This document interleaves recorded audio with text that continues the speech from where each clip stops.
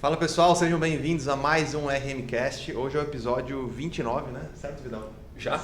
Isso aí, 29 já. Caramba. Já gravamos 29 vezes aqui, a gente começou e deu certo. Haja vinho, né? Haja vinho. O vinho é mais recente, né? Mas hoje a gente vai falar sobre um assunto muito presente nas nossas vidas aqui, no nosso dia a dia, que a gente gosta muito de falar, que é BIM. Vamos falar sobre norma de objetos BIM.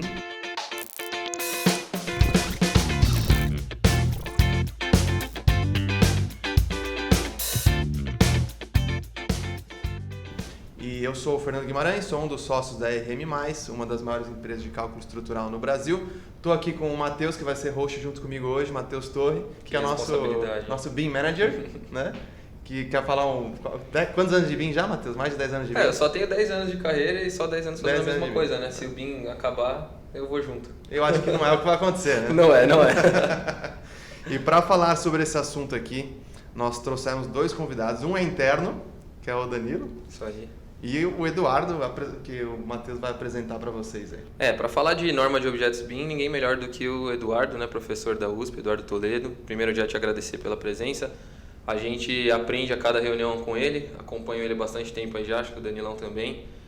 Vou dar uma breve lida aqui no currículo dele, né? Engenheiro, mestre e doutor em Engenharia Elétrica pela Escola Politécnica da USP, onde há mais de 30 anos é professor no Departamento de Engenharia. Em 2020 ajudou a fundar o BIM Fórum Brasil, todos que trabalham com BIM já devem conhecer. Em 2009 participou da instalação da CE 134, a comissão de BIM da BNT, sendo o primeiro relator. Você foi o primeiro relator dela, então? Sim. Então, a breve introdução a isso de um currículo muito extenso, né, professor? Se apresenta aí, por favor, fica à vontade. Seja bem-vindo. Ok, obrigado. Primeiro agradecer o convite, prazer estar aqui com vocês e conhecer alguns de vocês pessoalmente, outros pela primeira vez. Acho que é bacana, eu tenho acompanhado o podcast de vocês e é bastante útil e contribui, eu acho, com o mercado.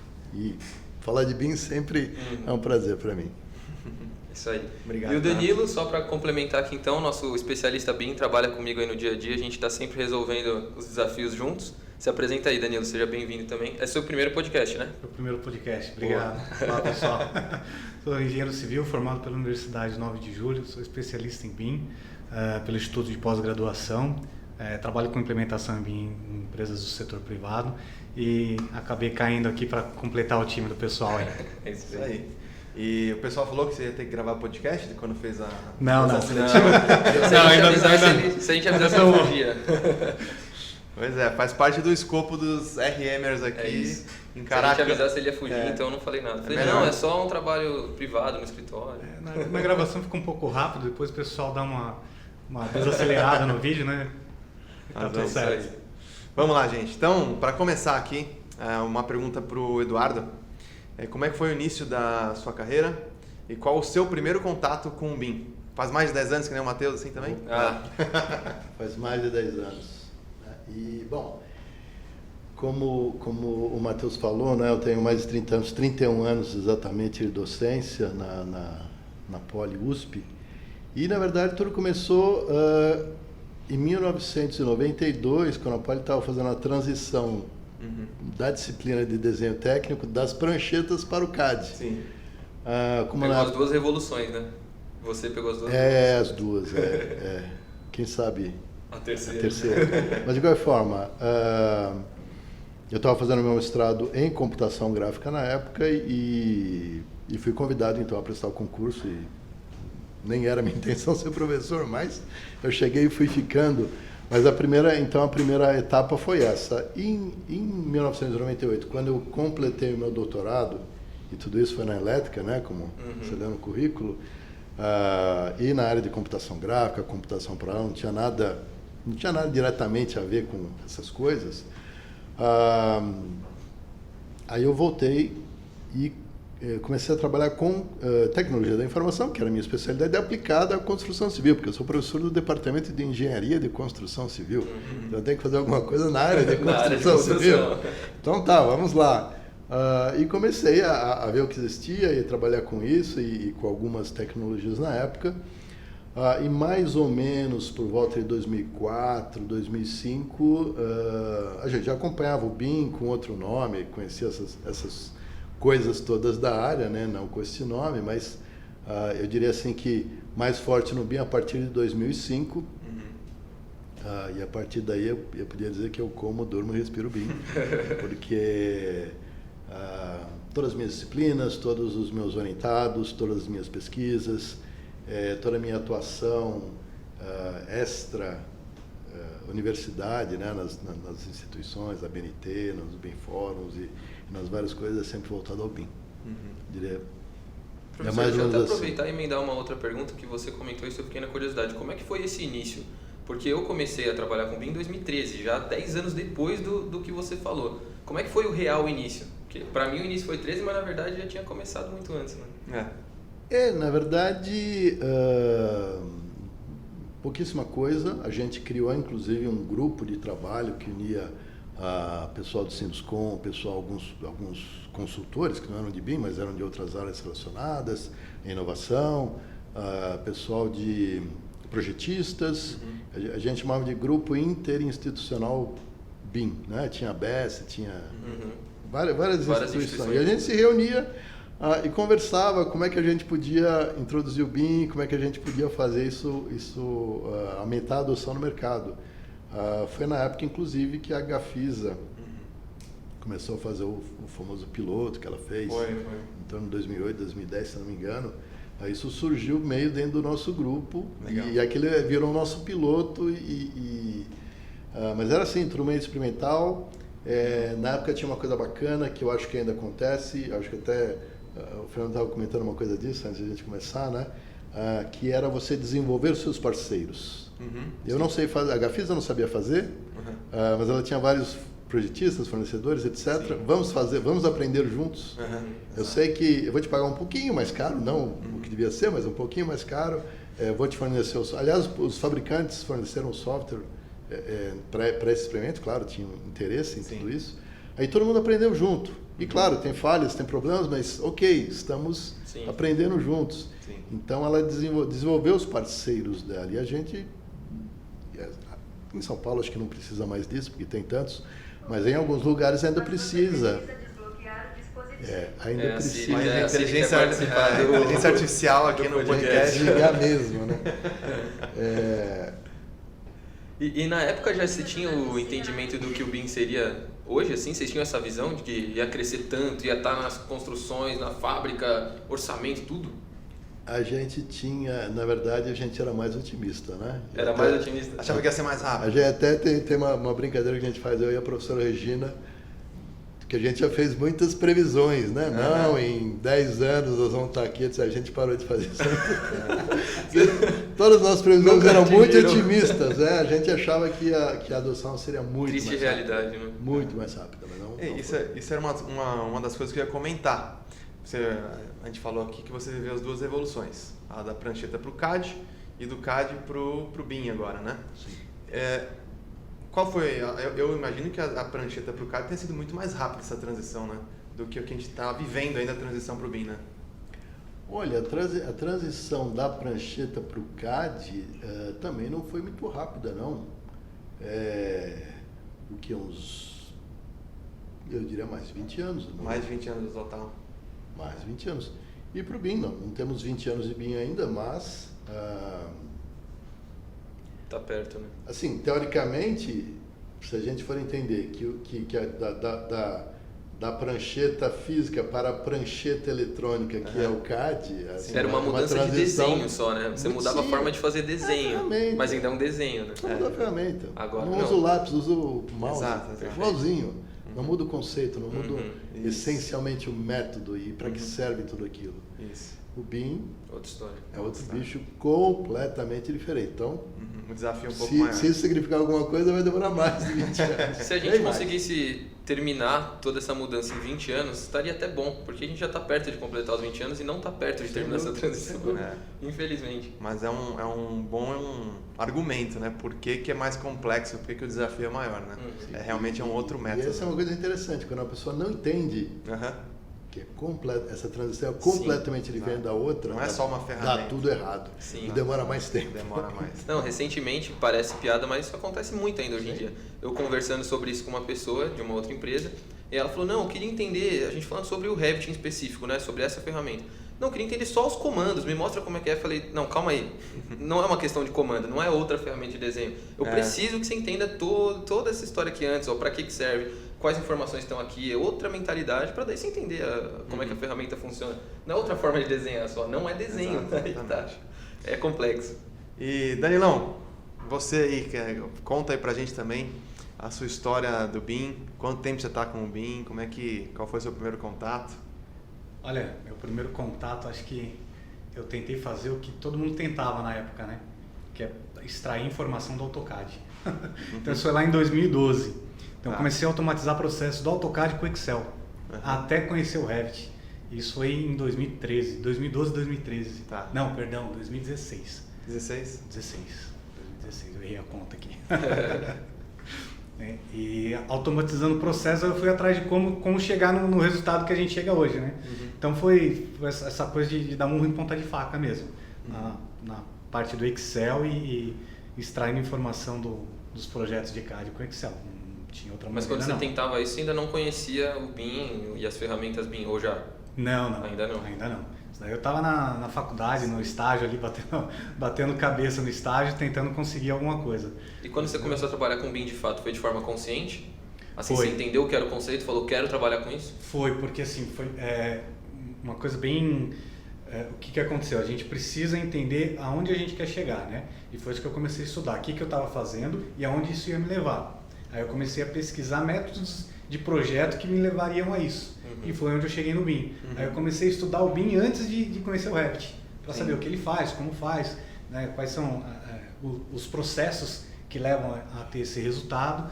E aí sim que eu fui atrás de conhecer, fazer algum curso, enfim, correr atrás desse tipo de conhecimento. Entendi, legal. Professor, queria até emendar uma pergunta em relação a isso. Como é que você está enxergando hoje a formação dos profissionais já com esse conhecimento? Isso já avançou bastante ou não? Porque na minha época de faculdade eu tive pouquíssimo conteúdo relacionado a BIM, e não faz muito tempo. Não tive nada. Eu comecei a faculdade em 2013 e eu tive pouquíssima coisa. Por incrível que pareça, eu aprendi realmente que era BIM antes, no curso técnico. Então, meu curso técnico já tinha essa mentalidade que eu fiz no liceu, uma ótima escola técnica, mas na faculdade eu já não tive tanto. Como é que está esse cenário hoje? Olha, a universidade ela é bastante avançada em pesquisa em geral, né? Aliás, a nossa área da construção, eu diria que a universidade sempre está algumas décadas à frente do mercado. Mas, na parte de ensino, ela está atrás, sempre. Ela é muito reativa, ela demora. Então, infelizmente, ainda temos poucas universidades que já estão introduzindo BIM no currículo e pouquíssimas onde isso é de uma maneira mais forte, mais efetiva, né? Mas está melhorando muito, a gente tem visto bastante avanço. Nós temos um programa chamado Células BIM, que nasceu dentro do programa Construa Brasil, do governo federal, e depois expandiu.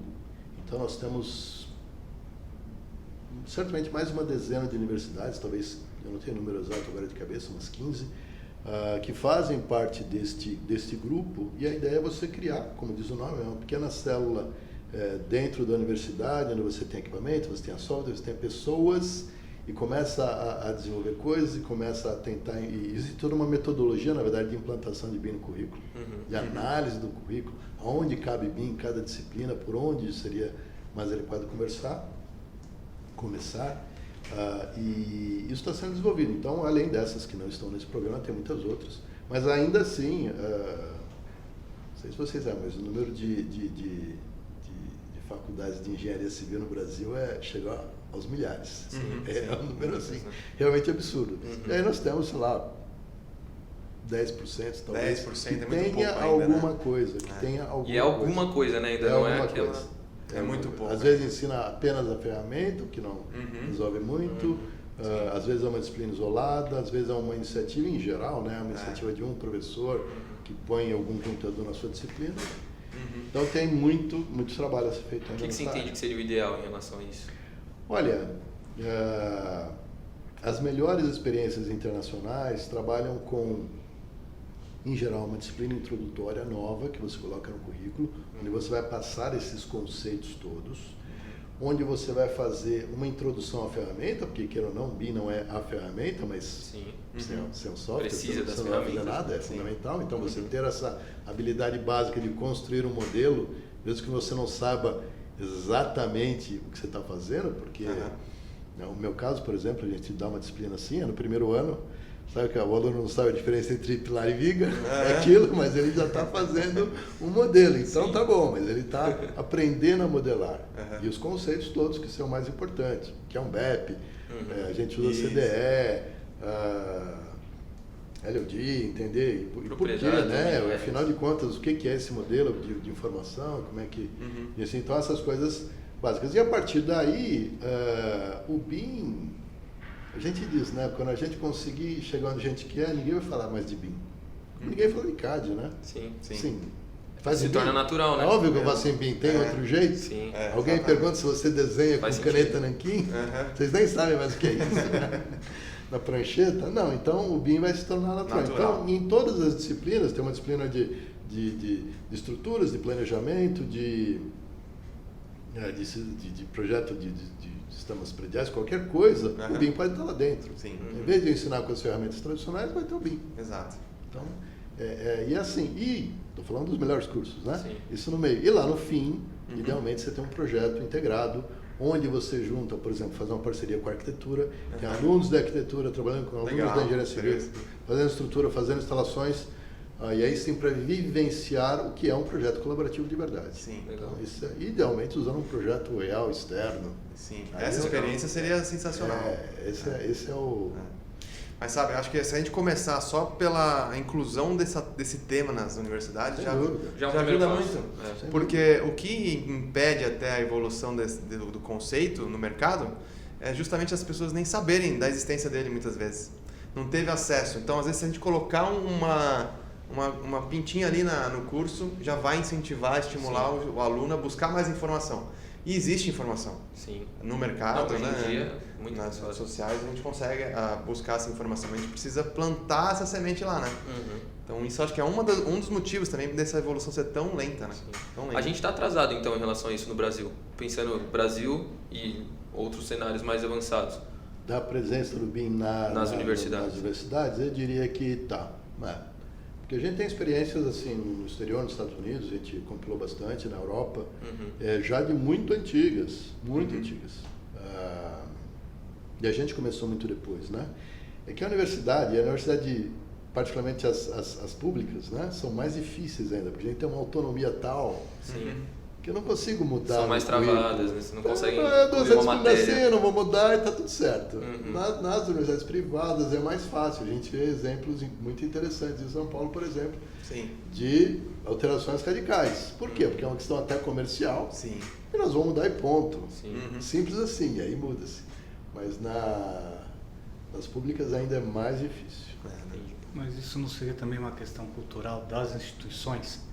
Porque conversando em contato com o pessoal acadêmico ainda, quem começou alguns anos atrás, a pessoa que começou a ter BIM na grade curricular não tinha BIM. Era uma disciplina de BIM tendo aula de AutoCAD, o que é até uma discussão que tivemos esses dias, uma literatura AutoCAD está enquadrado dentro do conceito BIM, dentro de alguns fluxos de projetos, né? Então assim... A disciplina era o nome BIM, mas o conteúdo não era BIM, é isso? O conteúdo não é BIM. E nesse meio tempo, eu tive a oportunidade de entrar na Universidade do Porto, né? Não fui estudar lá, eu estive lá, né? E eles me cederam um laboratório para desenvolver um projeto lá.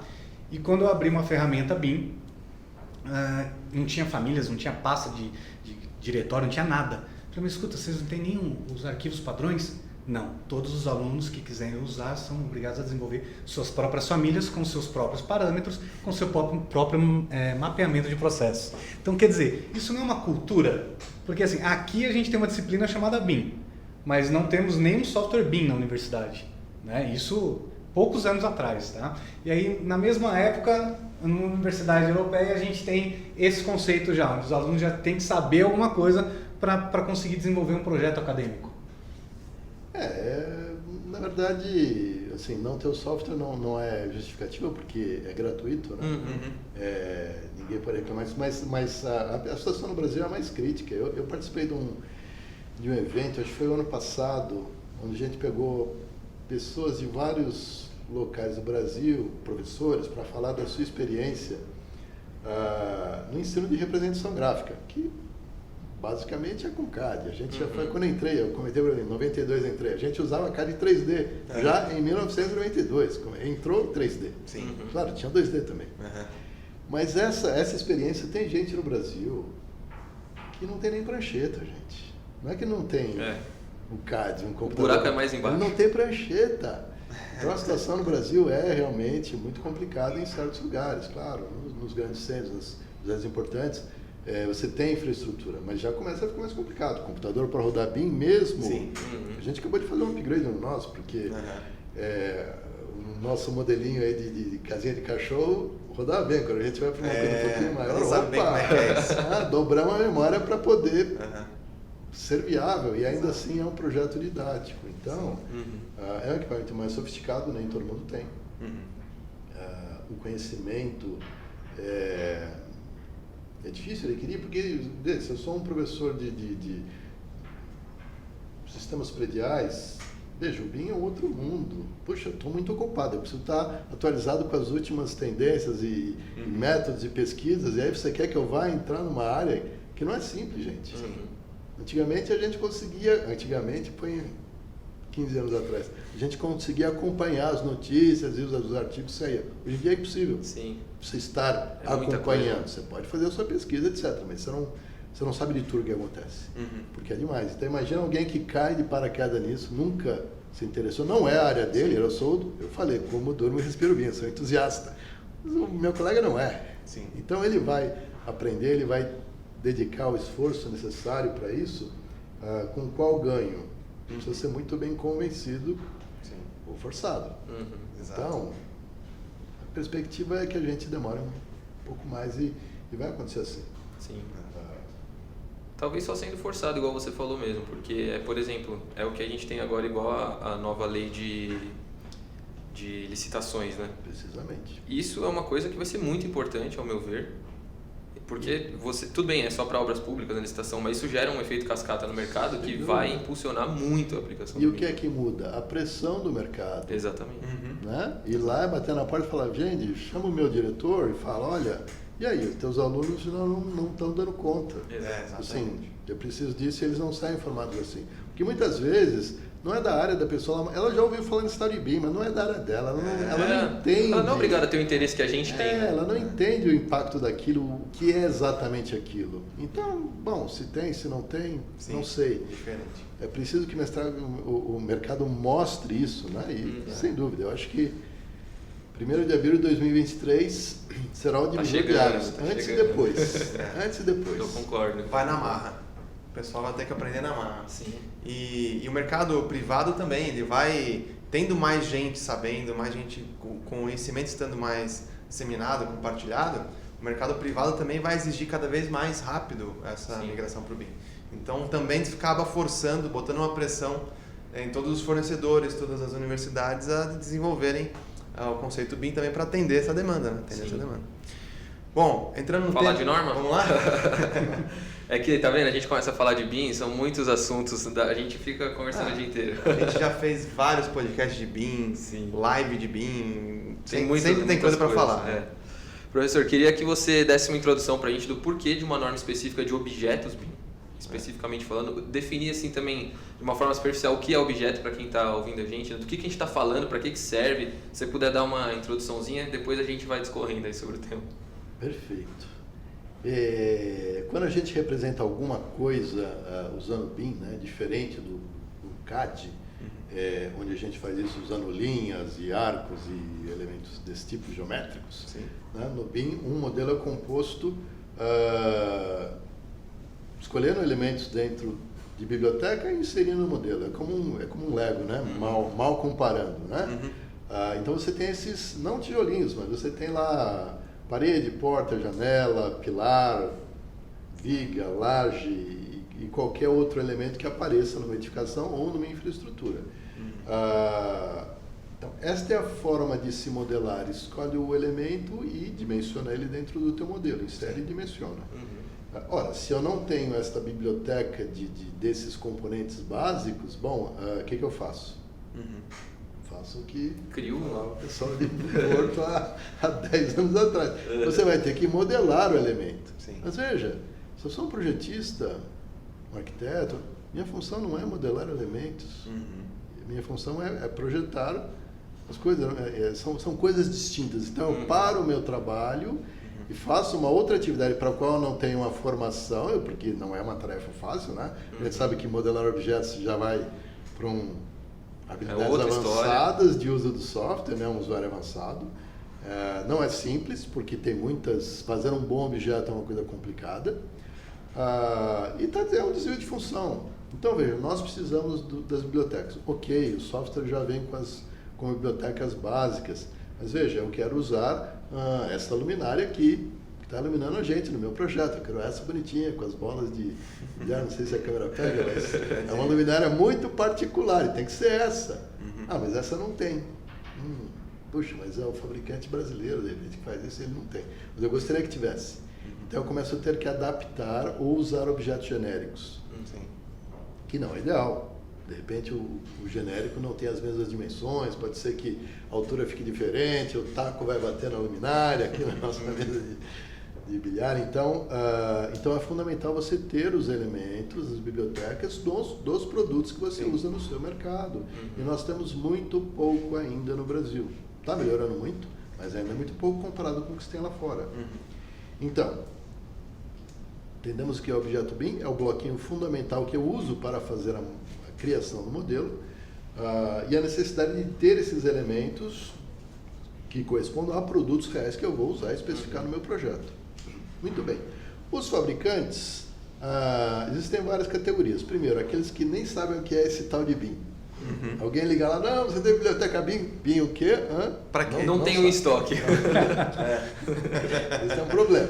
Segundo, aqueles que sabem o que é, e até gostariam de ter uma biblioteca, mas não sabem como fazer isso. Como, que formato, para qual software, que informações eu ponho, com que nível de detalhamento. A gente tem algumas experiências cômicas, né, para não dizer trágicas, dos primeiros que se arriscaram a fazer isso no Brasil. A gente acompanhou toda essa história, né, desses primórdios. Muita gente fez coisa e teve que jogar fora a primeira versão porque cometeram erros básicos. Então, para que a norma de objetos BIM? Essa norma ela vai trazer diretrizes que vai orientar qualquer um que vá produzir um objeto BIM. Seja um fabricante de material de construção, de componentes, que ele precisa fornecer essa biblioteca para o seu usuário, seja um fabricante de software, seja um projetista de estruturas como vocês, que vão criar um objeto dentro do software e vão usar no próprio projeto. E vai sair, esse objeto vai sair no modelo BIM, que é o entregável de vocês. Ok? Então nós precisamos dizer como é que tem que ser esse objeto para que ele atenda às necessidades. E é aí que entra a forma de organização do nosso grupo de trabalho lá na MLT, que trata disso. Nós olhamos sempre não o tipo de componente, mas para o que é que você vai usar um modelo BIM, onde foi usado esse componente. Então, você quer fazer uma extração de quantitativos para orçamento? Bom, isso é um uso de BIM. Ok, então para isso eu preciso de certas características, tanto a nível de geometria quanto a nível de parâmetros que vai ter nos objetos. Não, eu vou fazer análise energética. Opa! Outros parâmetros, muda tudo, outros parâmetros, isso aqui. Outros parâmetros. Eu acho que a Siri está cada vez mais intrometida. Outro dia eu estava fazendo uma reunião também, com o time de marketing, inclusive, não foi? 2 vezes a Siri apareceu na reunião também. Acho que ela está cada vez mais presente. Quer participar, vocês estão deixando ela de lado. BIM deixa ela muito animada. Pois é. Então, do que eu estava falando, gente? Que a gente tem que definir as propriedades para cada uso, que no caso de uma análise energética é outra história, são outras propriedades. Então é assim que a gente trabalha. Então, no fim das contas, essa norma vai, por exemplo, ajudar os fabricantes a poderem investir nisso, porque também não vamos mentir que seja coisa barata, né? Porque tudo bem, fazer 1, 2, 5, 10 objetos é até barato, mas Tem fabricante que tem 1000 produtos no seu catálogo. A maioria, né? Vão ter um catálogo muito grande. A coisa começa a ficar complicada. E se ele investir errado, se ele fizer errado, bom, mas eu vou mudar 1000 objetos agora. Então ele precisa de uma base mais firme, que seria a norma técnica. Então vai ter segurança de investir e fazer isso. Mais ainda, né? Na verdade, não é o fabricante que em geral vai desenvolver por conta própria, ele vai contratar um desenvolvedor externo, que não é o core business dele, criar objetos BIM. Mas ele vai ter uma referência para dizer, olha, faça obedecendo a norma, faça de acordo com a norma. Então a ideia disso, né, a ideia central dessa norma é a gente fomentar isso, dar bases, dar diretrizes corretas para que a gente tenha mais objetos nacionais, objetos de qualidade, objetos compatíveis, construídos de uma maneira que sejam adequados para os usos pretendidos. E com uma padronização mínima, né? Porque a norma vai trazer isso que hoje em dia não existe, né? Não existe uma padronização mínima para cada tipo de objeto. A ideia e a norma também tem esse aspecto, né? É o mínimo. É o mínimo. Quero colocar os parâmetros, fique à vontade. Mas a gente está dizendo qual seria o mínimo. Sim. Para cumprir aquele uso básico. Se a gente puder traçar um paralelo só para simplificar para quem está ouvindo, pensando na linha da Autodesk, a gente estaria falando de requisitos mínimos, por exemplo, de um RFT, correto? Que seria o template da família e não do objeto em si. Mais ou menos isso? A gente não vai usar, aliás... A gente não vai usar os termos, né? Sim. Na verdade, a gente não pode nem pensar em formatos específicos, né? Lembrando disso também, né? A norma é toda desenvolvida baseada em IFC, né? O formato aberto, neutro, aberto. Porque a gente nunca... A norma não diz como é que tem que ser um objeto para o Revit, ou para o KiCad, ou para o TQS, qualquer software. Nós dizemos como ela tem que ser em IFC. Sim. E se você modelou o objeto no seu software e exportou para IFC, e esse exportar de IFC obedecer à norma, então a gente diz que o nativo também obedece à norma. Então tem esse aspecto do formato e da maneira como a gente vai explicitar. É importante comentar também que a norma está sendo desenvolvida e o pessoal da RM está participando também, né? Inclusive o Matheus e o Danilo fazem parte do grupo de estruturas. Subgrupo de estruturas, isso aí. Subgrupo de estruturas. Então, acho que estão falando com propriedade, né, do que eles estão vivendo aí no dia a dia. Tem previsão de quando... Eu ia até perguntar isso, qual que é o status atual, professor? Porque eu sei mais como é que está a parte de estrutura, sei de alguns que a gente acompanha nas reuniões, mas qual que é o status atual? Veja, essa norma ela vai ter a previsão é que tenha 19 partes. Por que 19? Nós temos a parte 1, que é a parte básica de terminologia e de requisitos que todo objeto BIM deveria obedecer, independente do uso que você vai fazer do modelo onde ele estiver inserido. Okay? E aí as demais 18 partes são 18 usos de modelo BIM. Então, análise energética, concepção de estruturas, concepção arquitetônica, concepção de sistemas prediais hidráulicos, elétricos, temos visualização, temos extração de quantitativos, ou seja, são 18 usos principais, mais básicos que a gente considerou. Nós temos planejamento, o famoso 4D, né? Nós temos isso também. Tem alguns grupos que já terminaram, esses subgrupos, né, que a gente chama dentro do grupo de trabalho, já terminaram, ou seja, a gente já sabe quais são os parâmetros, a gente já sabe quais são os requisitos de geometria, a gente sabe, as diretrizes estão prontas, né? São vários, eu não tenho o número aqui agora, a gente pode tentar puxar pela memória vários. Então, a análise energética é um que está, o planejamento 4D também está fechado, a concepção arquitetônica está praticamente fechada. É o mais avançado, eu acho, né? De concepção, seja arquitetura, dentro da normal. Estão mais avançados? Não, estou perguntando, a arquitetura é o mais avançado? Não, tem outros que já acabaram há muito tempo. Análise acústica, por exemplo, já acabou há muito tempo. Entendi. Tem vários que já estão finalizados. E tem alguns que estão ainda em desenvolvimento, alguns quase para acabar, e tem outros que estão começando ainda, e tem alguns que nem começaram. Né? Por exemplo, a gente colocou um uso lá que é o comissionamento, né? Fazer comissionamento usando BIM, um uso, infelizmente, ainda pouco com BIM ou sem BIM, comissionamento no Brasil é algo assim que a gente quer justamente incentivar, por isso que a gente colocou lá. Então, esse nem começou ainda, mas... então, existem várias... mas a gente tem esperança, nesse ano, finalmente, de saírem as duas primeiras partes. Legal. A parte 1 geral e mais alguma. E a boa notícia é, quando sair essas duas primeiras, é porque terá sido desenvolvido um template básico dessa norma. Do formal, porque, veja, não é uma norma convencional. Não é simplesmente um texto algo muito específico, né? Como é que um objeto em IFC é uma coisa meio complicada. Eu preciso descrever como é que essas informações estão lá dentro do IFC. É uma coisa mais complexa. E como é que a gente escreve isso na norma? Como é que a gente representa isso na norma? Já tivemos discussões, etc., mas não está fechado. Então, o dia que a gente conseguir produzir uma dessas 18 partes de usos, vai ser fácil porque a gente vai só plugar os resultados que a gente já tem para todos os outros. Então, depois que as duas primeiras, sai mais uma 7 ou 8. Ok? A gente espera que isso aconteça esse ano ainda. Tá. Professor, uma coisa que eu ia perguntar relacionada ainda à norma. Ela vai trazer imposições obrigatórias ou são instruções normativas, assim, do tipo, olha, é melhor que você faça o seu modelo, construa de forma que seu IFC seja assim, ou vai ser um requisito obrigatório mesmo para classificar como atende a norma ou não atende a norma? Algo taxativo. Veja, é importante dizer o seguinte, nenhuma norma é obrigatória, de verdade. A BNT não tem esse poder. Claro que existem portarias, leis, etc., que falam, obedeça a norma. Mas ela em si não, né?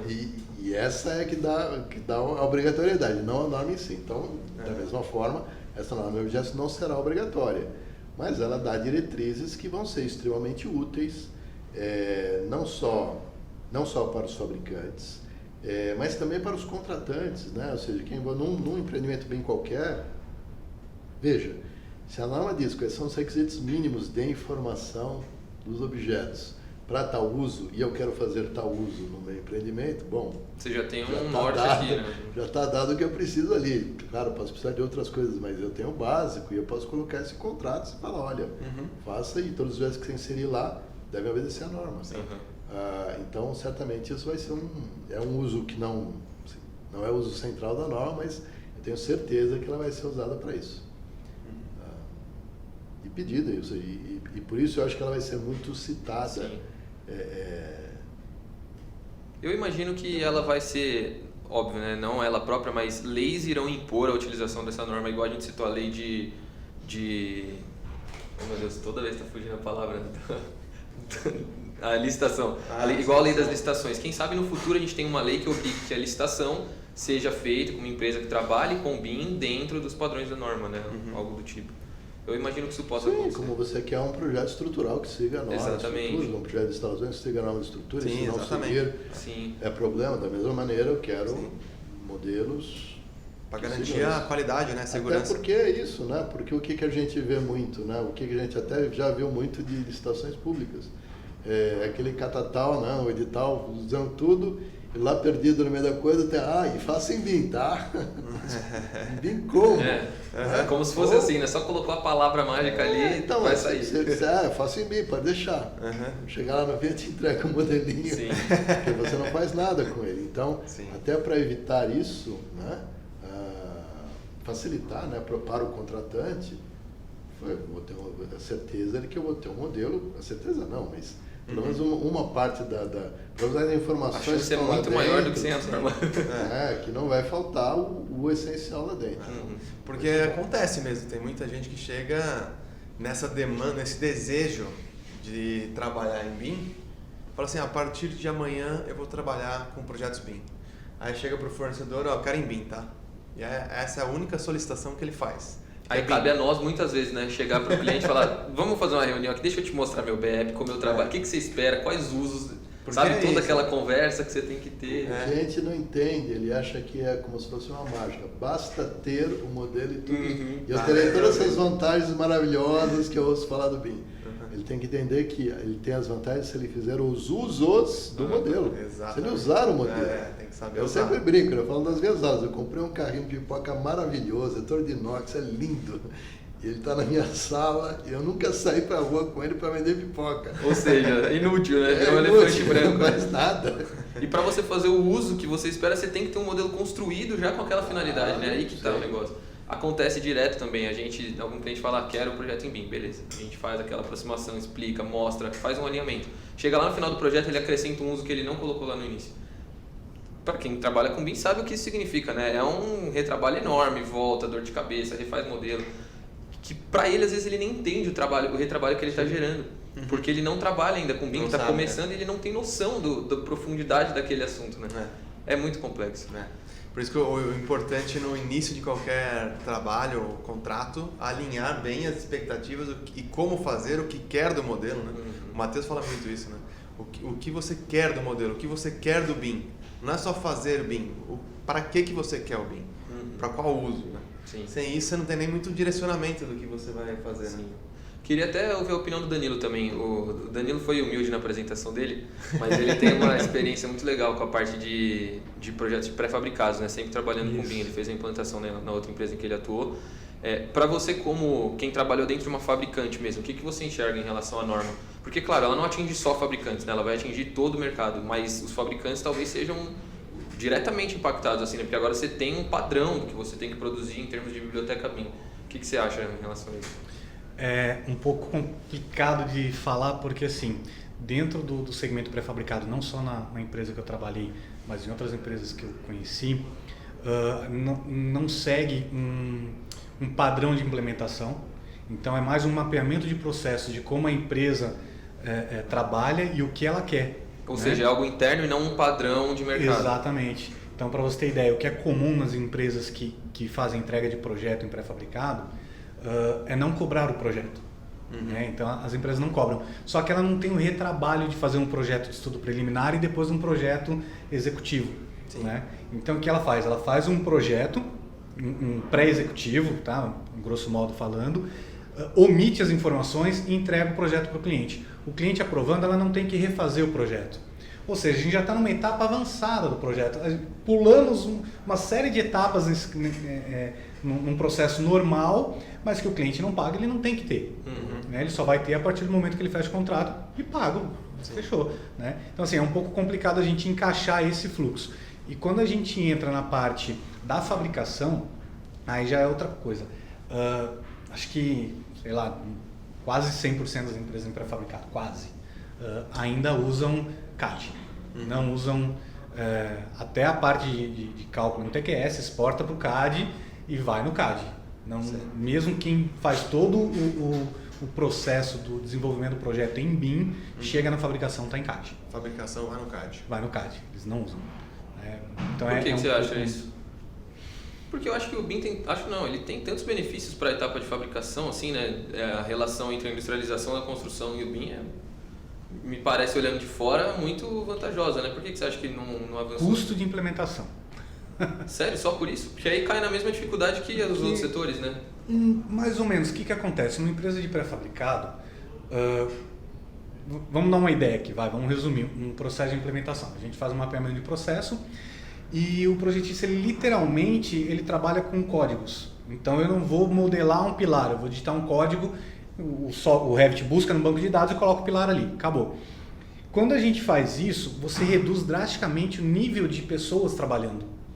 Então, a quantidade de aquisições de software é menor. Quando você vai para a fabricação, é outro departamento. Tem muito mais pessoas do que departamento de projetos. Então, o custo de implementação nessa parte é mais alto. Entendi. Entendeu? Então, você começa a comparar, mantém do jeito que está, que funciona na cultura nossa. O que eles precisam funciona. Entendeu? Então, assim, porque realmente, se você for ver a parte de fabricação, apesar de usar CAD, eles usam tecnologias até mais avançadas, né? Que a gente, comparando assim o nível. Todo escaneamento a gente consegue fazer rastreamento de peças por QR Code nas empresas de pré-fabricado. Né? Então você sabe exatamente onde está a peça. Isso poderia facilmente funcionar dentro do Navisworks, mas o custo de aquisição é alto. Né? Então acaba sendo inviável. Curioso. A verdade é que, apesar de eu ser um grande entusiasta do BIM, eu não acho que tenha que ter BIM para tudo em todos os lugares. Existem situações onde se você forçar, você não vai ter ganhos significativos e vai ter o custo. Eu acho que esse é um caso, porque se você projeta uma peça pré-fabricada individual, bom, mas não tem, assim, primeiro que ela é muito paramétrica, né? Ou seja, assim, não estamos inventando formas novas toda hora, uma coisa bastante padronizada. Né? É uma peça só, não vai ter interferências, não vai ter, assim, quantitativos, né? Outros usos, assim, para que eu vou usar o BIM de verdade ali, né? Eu posso usar, não, se meu cliente quiser ter o modelo em LOD 400, então vai fornecer, toma aqui toda a proteção, a estrutura toda que tem na minha peça, sim, mas é em benefício do cliente, porque o cliente pediu. Mas assim, para benefício neste uso em particular, por exemplo, acho que não. Interessante. Eu acho que ele está sempre atrelado a custo com o benefício que entrega. Então, se o custo for muito alto e o benefício ele não for na mesma altura, não vale a pena. Simplesmente assim. Talvez valha a pena mais para frente, mas ainda não vale. Volta naquilo, né? Qual a quantidade de projetos que uma empresa em pré-fabricado orça e não cobra? Então, se você fizer uma solicitação hoje para pré-fabricado, para uma empresa de pré-fabricado, ela não te cobra. Sim. Ela te manda o valor, a quantidade. Ou seja, tem que ser o mais barato possível porque ela não ganha nada com aquilo. Exatamente. Você orça 1000 projetos no mês e fecha 5, 10. Né? Então, assim, é incompatível. Sim, é um cenário muito diferente. No Brasil, o custo de aquisição ainda é muito alto. Aí está melhorando, porque antigamente era compra, né? Hoje é assinatura, já está melhor. Bom, é legal. Ainda em relação à norma, acho que essa pergunta a gente não fez aqui, mas como que foi montado o time que participa da elaboração?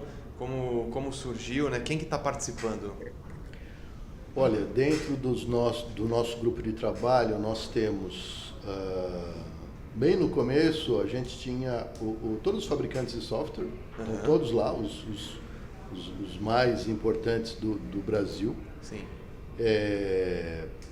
E depois, aí quando a gente vai montar os subgrupos, né, que atuam no uso de BIM específico, a gente traz especialista naquele uso. Então, na extração de quantitativos nós temos orçamentistas, por exemplo, falando do grupo que o Matheus está coordenando, né, de concepção de estruturas. Então, tem especialistas em estruturas de concreto, estruturas de madeira, estruturas metálicas. Para análise energética, de novo, especialistas nisso que usam o modelo todo dia para fazer isso. Então, sim, essa é a ideia, compor essa expertise. Nós temos gente que é especialista em IFC, então não precisa conhecer disso necessariamente para trabalhar, porque você não precisa chegar ao mapeamento para o IFC, nós temos outras pessoas que fazem isso. Mas basicamente é isso, né? Os fabricantes, para a gente sempre validar as coisas, porque não adianta não, o objeto tem que ter assim, assado, não dá para fazer. É impossível fazer isso no software atual. Bom, sim, aí vamos entrar num acordo para a gente não fazer uma norma que seria inviável. Então, eles estão lá para isso. E os especialistas e esses genéricos, né? Legal. Ao todo são quantas pessoas mais ou menos participando? Hoje eu acho que nós estamos beirando umas 70 pessoas ativas. Nós já tivemos mais de 150. E quando começou? Tenho um pouco de vergonha de dizer isso. Se não quiser responder, tudo bem, a gente pula. Começou em 2012. 2012? Sim. Mas isso é legal, porque... E como eu disse, a gente falou, né? Eu fui o primeiro relator da C134 e chegou um momento, em 2012, que a gente precisava começar esse trabalho, porque a gente estabeleceu logo no começo, quando instalou a comissão, a gente definiu três projetos básicos de norma que a gente queria fazer. O primeiro deles era o sistema de classificação, que finalmente completou o ano passado, né? E chegou instalou em 2009, chegou em 2012, a gente achou que não dá para esperar acabar a classificação para a gente começar os outros. Então, eu saí da relatoria geral e comecei a cuidar especificamente desse grupo de objetos. Estamos lá desde então. Mas é um trabalho, é preciso entender que é uma coisa, digamos assim, inédita. Não existe em nenhum lugar do mundo uma norma semelhante a essa, ou pelo menos com a estratégia que a gente usa, que é não olhar o tipo de componente, se é porta, janela, pilar ou luminária. Nós não queremos saber qual é o tipo de objeto, nós queremos saber o que você vai fazer com ele. Sim. Né? Então, dependendo do uso de BIM, esse aí a gente tem. Se consumir energia, nós queremos a potência. Se é uma análise energética, por exemplo. Então, não importa se é uma luminária, se é o computador, se é um radiador, se é um ar-condicionado. Eu preciso desta informação porque ele entra para o meu software de análise. E esse enfoque é completamente diferente dos outros do mundo. Nunca vi até hoje uma coisa assim. E legal. Nunca ninguém me disse que não funciona. Sim. Vamos descobrir, Nesses mais de 10 anos, nunca ninguém disse. Eu também não provei que funciona. Quem sabe se a gente prova. Mas isso é legal, porque estamos falando de mais de 11 anos e já havia essa preocupação, né? Sim. Das pessoas que já estavam envolvidas, o Eduardo e vários outros professores, várias pessoas da área, já preocupadas com isso, né?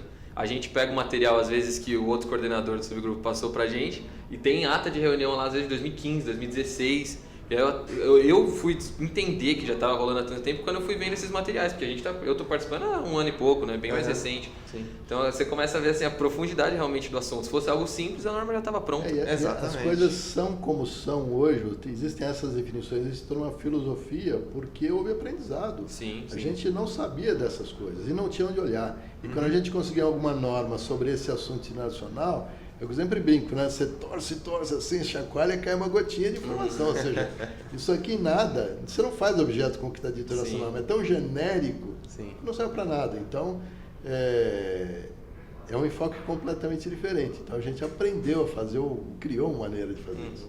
Então, demora, você está inventando a roda. Não é uma coisa simples. E é uma coisa que está em constante evolução, né? Sim. E aprende fazendo também, né? Aprende muito fazendo. Bom, o que mais, Matheus? Vamos lá. Vamos para... O que temos de perguntas aí? Você vai colar aqui do meu... O seu tá mais fácil de ver. A gente falou de padronização já, né? Falamos por cima. A última coisa que eu ia perguntar, o Eduardo acabou até citando agora. Em termos de norma BIM, de norma de objetos BIM, a gente está até à frente, então, do cenário mundial, né? Pelo que você falou. Eu tinha uma expectativa de você falar, não, os outros países já têm suas normas, a gente está muito atrasado. Não, nesse aspecto, não. Quem dera se tivesse, porque a gente só traduzia, adaptava. Não existe. E veja, então o que é que se faz lá fora? Nas coisas que são chegam um pouquinho mais longe. Você dá os requisitos baseados em tipo de objeto. Por que a gente não faz assim como todo mundo faz? Né? E tem gente, por acaso essa semana eu vi de novo gente querendo fazer assim. Né? Veja, existiram já várias iniciativas desse tipo no mundo, nos Estados Unidos, no Reino Unido tem uma hoje, nesse momento.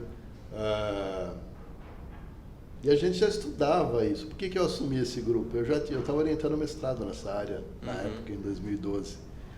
E a gente já tinha estudado o assunto e visto que isso não funciona. Por quê? Por exemplo, eu sempre mostro isso, né? Nessa iniciativa americana, chamava-se SPY, já sumiu. Sumiu acho que em 2013, se não me engano. Portas. Porta, né? O que tem que ter? Qual é o parâmetro que tem numa porta? São esses aqui. Existiam 33 tipos diferentes de porta. Porta de residência, porta de sala de raio-x, porta de cela em penitenciária, porta de sala escura para fotografia, porta de... 33 tipos, gente. Sim. E cada um deles com requisitos, com parâmetros distintos. É infinito. Exato. Ou seja, você nunca acaba. Ou seja, separando isso em uso, você consegue mostrar o que de fato você precisa para cada finalidade. Faz e aí todo você sentido. Compõe. Sim.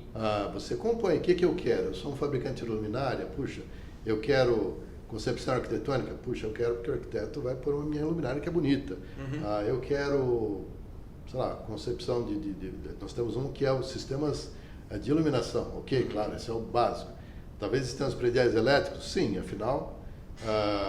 Análise acústica? Talvez não. A minha luminária não tem propriedades acústicas, eu nem quero isso. Sei lá, planejamento 4D? Bom, você vai escolher aquelas partes da norma, aqueles usos que você quer obedecer.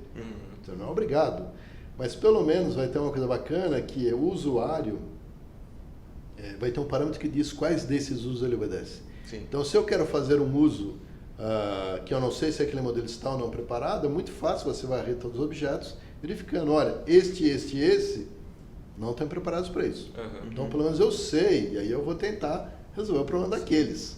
Não fica essa loteria hoje que você não sabe. Sim, você tenta, você nem sabe o que deu errado. Ou até o contrário, né? Se o fabricante produzir objetos que atendam a vários usos, mas só precisa de um deles, nada impede que você reduza aquelas informações para a sua finalidade também, né? Sim. Que hoje é impossível fazer isso, porque com o que a gente tem no mercado, ou ele atende um dos usos, mas não atende os outros que você precisa, ou às vezes atende mais do que um, mas você nem sabe, porque essa informação não é definida, não é algo... E pode ter usos que são incompatíveis entre si. O objeto é desse jeito, ou ele é daquele jeito. Então o fabricante, nesse caso, se ele quiser atender os dois, ele teria que ter duas versões. É a vida. Sim. Perfeito. Não é fácil, muito complexo.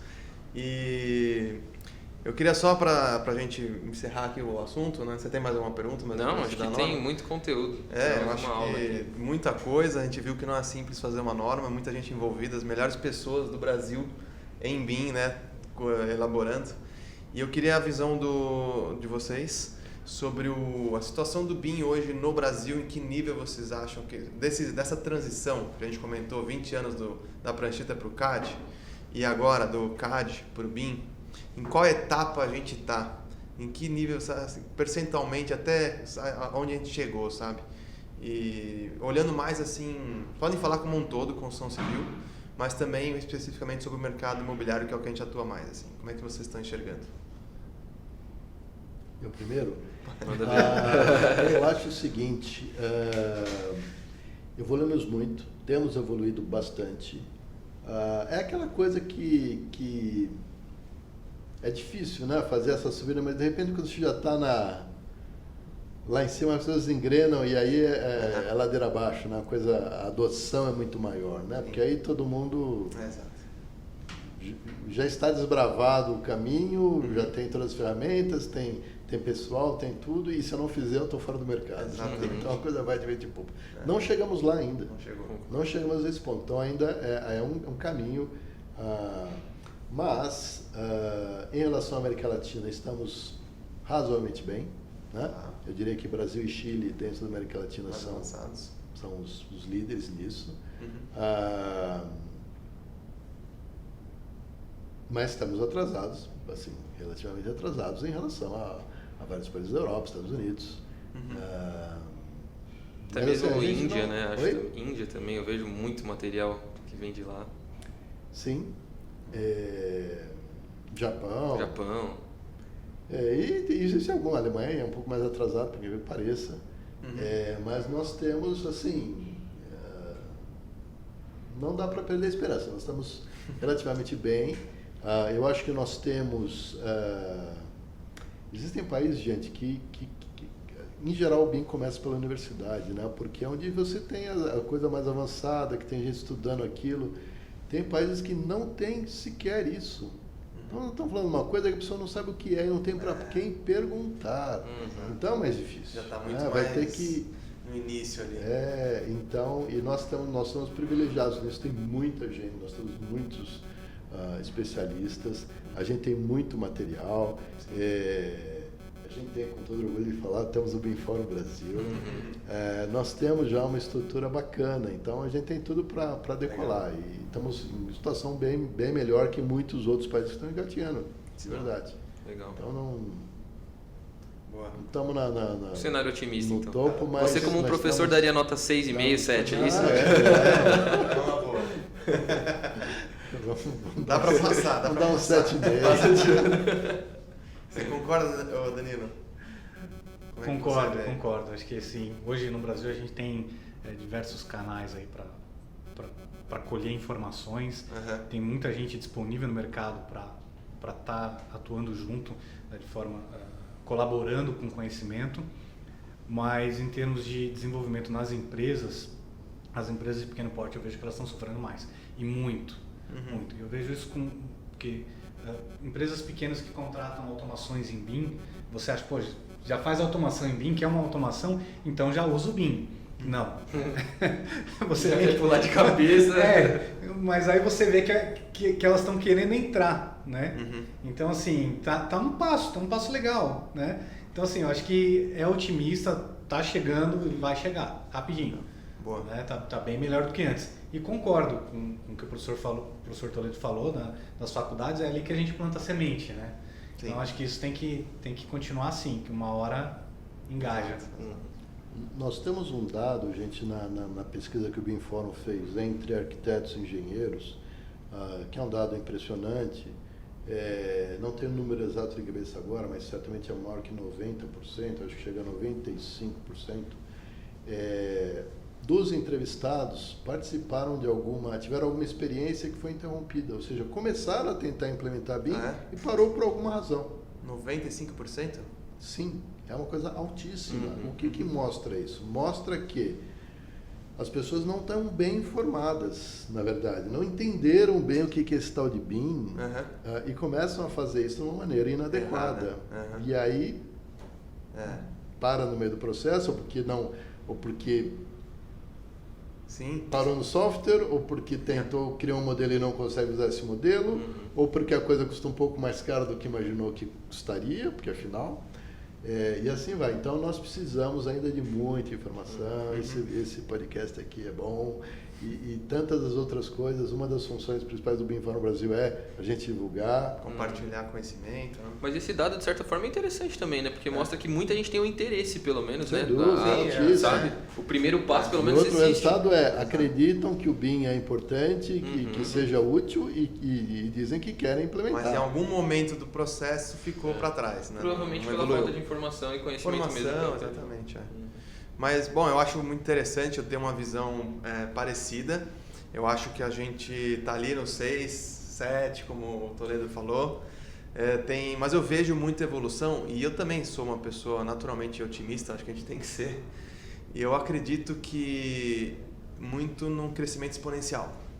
Eu acho que o começo é muito lento, porque pouca gente sabe, pouca gente faz, a demanda é baixa, então incentiva menos ainda ao pessoal evoluir. Depois, quanto mais gente sabe, quanto mais empresas colocam para fazer, mais outras empresas e outras pessoas querem fazer. Então, pega uma referência do Matheus, do Danilo, que o Matheus não sei se eu posso chamar de sorte, né? Mas você caiu numa matéria ali, iniciou a carreira no BIM, você sabia nem o que eu estava fazendo. Bem, porque nesses 10 anos de BIM aí, algumas pessoas que escolheram outros caminhos que não foram tão bem, o BIM só evoluiu. Então, você entrou numa área muito certa, cresce rápido essas pessoas, e aí outras pessoas, poxa, eu também quero saber BIM. Então, eu acho que é um crescimento exponencial. E se analisar o nosso crescimento aqui de BIM na RM, até que eu estava conversando antes do podcast aqui, né?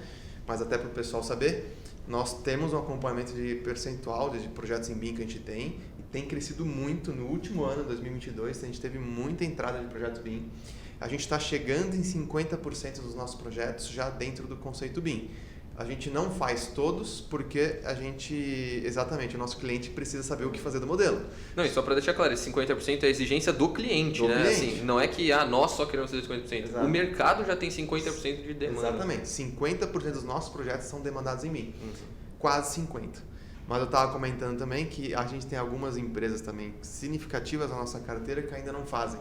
Mas estão namorando já, estão querendo fazer. E é natural do mercado. Poxa, o meu concorrente está fazendo... e está tendo resultado com isso, então eu também preciso fazer. E na hora que essas empresas migrarem, aí a gente vai passar rapidinho de 50%, certeza. Então está crescendo, eu acho que é exponencial. Então eu também sou otimista, acho que não sei quantos anos ainda, é difícil dar uma previsão, né? Desde que eu me formei também, falam de BIM, BIM, BIM. A gente ainda está nessa etapa, mas eu acho que cada vez mais fica mais fácil. E uma última pergunta que você me fez antes, professor Toledo, se vale a pena... Vamos falar sobre isso? Quando vale a pena? Por que vale a pena? E se vale, né? Vale a pena as empresas trabalharem em BIM para você hoje? Como é que você acha? Não, vocês é que têm que dizer, por isso que eu fiz a pergunta. Na verdade, muitas vezes, a gente identificou isso lá no comecinho, na história, né? Tinha um gargalo lá no começo, né? A arquitetura estava usando bastante, legal. O pessoal de estruturas fala, olha... A gente exporta aqui, eles pedem, a gente exporta e tudo bem, mas tá bom, a gente se vira. E o pessoal de instalações, eles eram muito resistentes. A gente ouviu milhares de desculpas. E a gente foi investigando cada uma delas. E no fim a gente descobriu, a verdade depois, é que simplesmente não valia a pena comercialmente, por razões históricas de como é esse mercado. Isso depois foi resolvido, mas não é interesse... Muitas vezes não é interesse do projetista usar o BIM, mas é interesse do cliente. Exatamente. É interesse do cliente. A gente sempre diz, o maior beneficiário é o cliente, mas de qualquer forma, ele que está pagando, né? Sim. Então, eu vou fazer porque eu preciso atender o cliente. E às vezes, se eu não fizer, eu não tenho o cliente. Exatamente. Então, essa questão de vale a pena ou não vale a pena, às vezes é bom. Assim, na arquitetura, se o cliente não pedir BIM, use BIM, é maravilhoso. Exatamente. Ele tem tantas e tantas e tantas vantagens fazendo em BIM. Eu conheço muita gente que faz em BIM e entrega, e o cliente nem sabe. Entrega lá os seus desenhos em casa, ele nem sabe que vai feito em BIM. Por quê? Porque é bom para ele. Para algumas outras áreas não é tão bom, mas precisa porque é bom para o cliente. Exato. Então, Perfeito.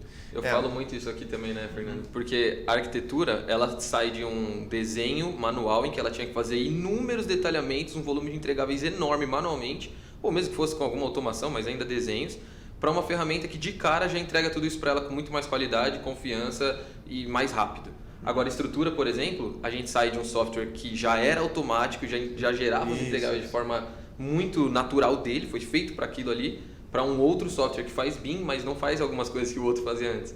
Então, cada um vai ter o seu cenário. Mas é uma dor diferente, Mas o Eduardo fez essa pergunta para mim antes do podcast aqui, se valia a pena. A gente estava comentando como é que a gente faz o BIM aqui na RM, para alvenaria estrutural, para concreto armado, se valia a pena. E é uma pergunta que não foi a primeira vez que me fizeram, inclusive a gente fez uma vez uma apresentação de BIM para um cliente nosso, e o Matheus apresentou como a gente faz, a elevação automática da parede, com grau de armação, tudo automatizado. Aí ele fez a pergunta pra gente, bom, assim automatizado, então deve ser mais barato, né? Aí eu falei assim, não. Então, eu acho que tem outras coisas, se vale a pena, essa pergunta ela é muito relativa. Se a gente for avaliar resultado no curto prazo, eu falaria que não. Se eu estivesse trabalhando no Excel, como dimensionar no Excel e desenhar no CAD, como muitos ainda fazem, provavelmente eu teria um resultado melhor no projeto. Só que tem uma outra variável que pra gente é importante, acho que tem a ver com a cultura da empresa também, a gente é uma empresa que se propõe a inovar, né? E ser disruptiva, mas uma outra coisa que a gente vê que é longo prazo. Então, o cliente quer, o cliente precisa. Então, é importante a gente investir, porque eu posso estar tendo um resultado legal lá no método antigo, mas daqui a pouco, esse meu cliente não vai querer mais, então eu não vou nem ter cliente. Então, para eu garantir os meus clientes do futuro, eu preciso investir agora.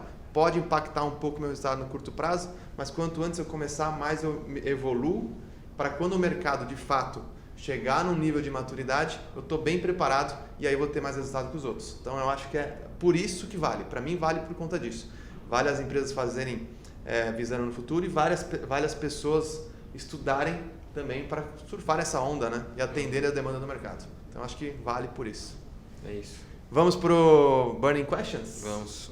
A gente tem um ritual aqui no podcast, inventado aqui pelo time de marketing, que são as Burning Questions. A gente faz uma pergunta, pergunta um livro que vocês gostam, vocês respondem um só, de forma rápida, assim. Quer fazer? Pode ser, vamos lá. Começar com o Eduardo, então. Um livro primeiro, tiver que escolher um só. Não precisa ser de BIM, tá? Não, qualquer livro, seu livro. Eu vou citar o Sapiens do Yuval Harari. Tá. Legal. Um hobby. Um hobby, eu até diria BIM, mas Não vale. Eu tenho um outro hobby que é cozinhar. Legal. Um hobby interessante, hein? É bom fazer amizade assim. Eu gosto de quem tem esse hobby. Exatamente. Tô longe disso, mas é bom conhecer quem tem. Um filme. O filme eu vou citar o Blade Runner, que é o Blade Runner original de 1977, é um clássico que eu gosto. Bom. E uma palavra final para o público, para os seus alunos, para quem estiver assistindo, o pessoal que estiver acompanhando. Olha, eu diria alguma coisa na linha do que o Fernando acabou de dizer, né? Eu acho o seguinte, eu aconselharia todo mundo a começar a trilhar esta jornada de implementação de BIM. Se você é um profissional, se você da área, se é um empresário da área, se informe sobre BIM, entenda exatamente o que é e comece essa jornada, porque, primeiro, ela é longa, né? O BIM nunca acaba, na verdade, a gente sempre tem novos usos e mais coisas que pode fazer, e as tecnologias associadas vão evoluindo e você vai fazendo muito mais, então não tem uma perspectiva de encerrar, mas isso é inovação. Segundo, você não consegue copiar o seu vizinho, as soluções que funcionam para você, para os seus processos, para o seu tipo de obra é única. Então, você não vai comprar pronto, você tem que fazer e aprender, né? Sim. E terceiro, se não fizer isso para ganhar vantagem competitiva hoje, você vai fazer para a sobrevivência. Então, eu diria que quanto antes você começar, menos atrasado você está, mas você já está atrasado. Comece, né? Já tem gente ali, você vê no horizonte várias pessoas caminhando na sua frente. Comece a caminhar. Essa é a minha... Excelente. Vai fazer para sobreviver. Essa é uma boa. É isso aí. Danilo, você agora. Um livro, então, começar? Um livro? Pequeno Príncipe. Bem das antigas, né? Não, eu acho que ele trata muito de princípios. Legal. E um hobby? Um hobby? Também não vale falar BIM, trabalho, inovação, não. Hobby. Um hobby. Cara, um hobby pra mim. Cara, Netflix. É um bom hobby, é um hobby de muitos aí. Não. Depois que você casa, constitui família, você quer ficar sossegado, comendo uma pipoquinha com a família. Então o Netflix está sempre presente, né? Já sabemos o que o Danilo faz depois do trabalho. Assiste séries sobre BIM. Depois a gente pega umas dicas com o Danilo, então. E falando em hobby, Netflix, um filme, então. Um filme? Responsabilidade agora, porque seu hobby é Netflix, tem que dar um filme bom, né? Eu vou assistir. Então vai lá, uma crítica pro cinema brasileiro e mundial, né? Eu gosto muito de filme brasileiro, mas hoje está difícil ter filme. Hoje só tem série, né? Só tem série. Então vamos lá, a última série legal que eu assisti foi do... Esqueci o nome. Essa é boa. Pior que é que ela fragmentou e virou várias séries também, que é dos super-heróis dos mundos aí. Nossa, não sei qual que é essa, não. Faço ideia. Super-heróis são zero à esquerda. Eu também. Bom, tanto é que o meu porta-crachá é do Deadpool, né? É verdade, você curte, né? Então depois do podcast a gente coloca uma lista de indicações do Danilo. Não, me fugiu. O nervosismo não tá gravando. Aí a gente fica... Me fugiu não. Tranquilo. Depois a gente pega essa lista aí, divulga o pessoal. E palavra final então pro público aí, que a gente tá nos ouvindo aqui. Palavra final, vamos lá. Colaboração, vamos falar de palavra final referente ao BIM, daquilo que a gente pode aplicar na nossa vida, né? Eu acho que colaborar com os outros. Eu acho que o BIM é uma coisa que a gente aprende a trabalhar em equipe, a colaborar as coisas com os outros, né? É muito fácil hoje, como eu já falei aqui, a gente achar informação sobre BIM e achar quem esteja disposto a nos ajudar, né? Mas em outras áreas é difícil. Na vida é difícil, né? Então fica aí uma dica pro pessoal, para quem tá assistindo a gente, colabore mais. Legal. E busque mais ajuda também. Não fique esperando as coisas, alguém achar que você precisa de ajuda. Ninguém vai chegar, oi, tá tudo bem, você precisa de ajuda? Ninguém para você na rua e pergunta, você está perdido? Você sabe para onde você está indo? Né? Então essa interação com o ser humano é legal também. Acho ótimo o que você falou, acho que de fato é um trabalho colaborativo e até mesmo com os nossos clientes. Eu acho que, eu falo muitas vezes, né? A gente aprendeu muito com os nossos clientes e a gente fez o que a gente fez junto com eles, ouvindo as dores deles. Você precisa disso? Então eu vou fazer isso. Então é um trabalho colaborativo, é uma coisa que a gente tem muito forte na nossa cultura aqui, né? Então a gente até fala do estar disponível. Você não vai chegar na rua e perguntar, você está perdido? Mas se alguém perguntar, você tem que estar disponível. Então e a gente vê que ensinando a gente também pode aprender muito. Então acho que é muito legal para o ganha-ganha. É uma boa dica. Hoje você fica sem palavras finais ou você quer falar? Não, tá ótimo. Como host? Já falei muito. Não, só deixar o agradecimento mais uma vez ao professor Toledo, que está aqui, não só pelo podcast, mas por todo o trabalho desenvolvido na área, que é a minha área também, então acaba caindo nisso, né, um colaborando com o outro, e ao Danilo também por ter participado com a gente. O Danilo já era para estar aqui já, né? Porque exatamente, não tem muita opção, né? Não tinha fazendo lá dentro, Os Defensores, tá? A série. Os Defensores. Não vamos ficar sem o nome da série. A gente não ia acabar até você lembrar disso aí, Danilo. Bom, gente, eu também gostaria de agradecer a presença de vocês, a visita do professor Toledo até aqui, conhecer o nosso escritório, é um prazer. Danilo, obrigado pela sua participação, embora você já estivesse com a gente aqui, mas veio aqui, se dispôs também a apresentar e falar de BIM com a gente. Matheus, obrigado também. Sua participação como host muito boa. Você já fez host uma vez? Né? Já, também sobre BIM. Quantas vezes já? Uma? Como host é a segunda. Mas eu participei acho que de 3 ou 4 ao todo. Bom, na próxima já pode participar dos custos aqui do podcast. Gente, obrigado então. Antes de a gente fechar também, instruções aqui do nosso time. Vamos lá, sininho, né? Seguir a gente aí no canal do YouTube. Se inscrever. A gente tem muito conteúdo, não é só de BIM, a gente fala muito de BIM, mas a gente fala muito de engenharia no geral, estrutura, em todas as redes sociais, YouTube, Spotify, todas elas, buscando RM+, projetos, vocês vão achar. Falando em redes sociais, vocês querem passar alguma? Professor Toledo, quer passar alguma rede social sua? A gente tem do departamento. Politécnica, Construção Civil. Legal. E o BIM Fórum Brasil, acho que também, né? O BIMFórum.org.br, é isso? Isso. Boa. Para quem quer, acho que é uma boa fonte de conteúdo de BIM aí para o pessoal. Danilo, low profile, quer passar algum perfil? Não, eu só tenho, só pesquisar no LinkedIn. LinkedIn, Matheus também, né? Mesma coisa. LinkedIn também está lá. LinkedIn da RM, estamos lá. A gente está lá também. Gente, então, estamos também com o nosso, não falamos deles aqui, mas a melhor vinícola aqui de Vinhedo, tomando o vinho deles aqui da Ferragut, nossos patrocinadores. E, gente, obrigado então mais uma vez, obrigado a todo mundo que nos acompanhou e até o próximo RMcast.